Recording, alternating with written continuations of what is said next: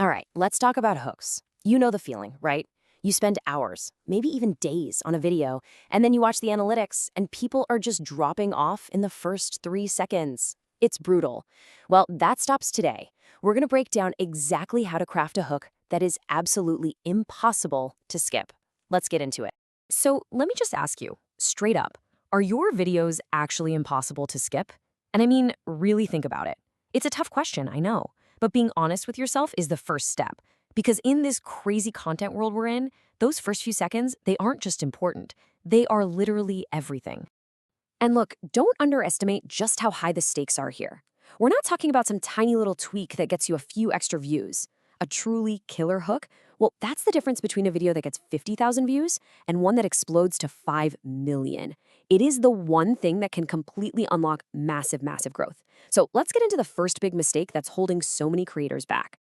Okay, mistake number one. I call this one the clarity killer, and it's all about hooks that are just vague and confusing.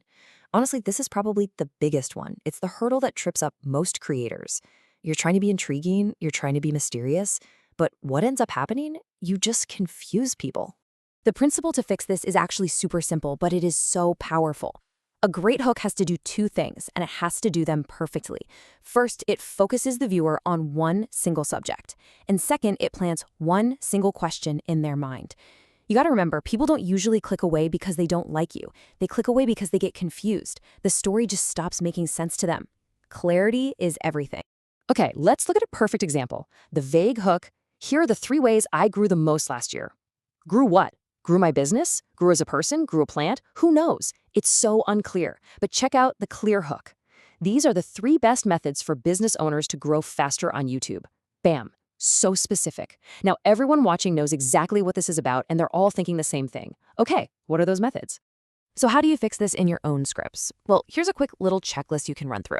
First, just read your hook out loud.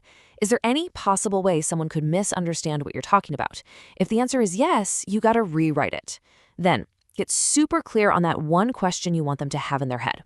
And here's a little cheat code for you. If you're struggling, just ask the question directly. Seriously, just lead with the question you want them to think. It's a foolproof way to guarantee clarity. All right, so this whole idea of clarity leads us right into the second big mistake, which I call the triple hook misalignment. See, here's the thing about video today. It's not enough to just have a great line that you say. You don't have one hook. You actually have 3 hooks, and they all need to be working together in perfect harmony. So what are these 3 hooks? You've got your spoken hook, what you say, you've got your visual hook, what the viewer sees, and you have your text hook, the words on the screen. Now look at this misaligned example. You're saying prevent cavities, they're seeing someone eating candy, and the text says gum health. They're all kind of related, sure, but they're pulling the viewer's brain in 3 different directions. It's confusing. Now look at the aligned one. Spoken, future of home design. Visual, a futuristic home. Text, future of home design. See that? It's like a laser beam of clarity. There is zero confusion. So the check for this is super simple. Just ask yourself, do all 3 parts of my hook, the words, the visual, the text, mean the exact same thing? If they don't, you need to fix it, like right now. And a huge pro tip here, always use text on screen in your hook. It's just one more powerful tool to make sure all 3 hooks are perfectly aligned and your message hits home instantly.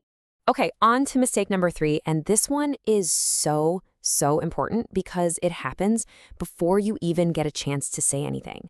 We have to escape what I call the scroll of death. This means your visuals, they just can't be boring. You have to be thumb-stopping. Before a single word leaves your mouth, people see your video in their feed, and that image has to grab them. So how do we do that? Well, here are 4 really solid ways to create those scroll-stopping visuals. Number 1, use a person who's just visually interesting or unique in some way. 2, leverage something recognizable, a celebrity, a big brand, a famous logo that creates an instant mental shortcut. 3, and this one is my favorite, use visuals that are atypical for your niche. Zig it when everyone else zags. And finally, number 4, use an atypical format. Play with your layout and editing to make the frame itself look different. Let's look at a killer example of an atypical format. This creator, Jamie Gannon, does something so smart. She frames herself way down in the bottom half of the screen. And what that does is it opens up all this negative space above her, which she uses like a canvas to pop up interesting visuals.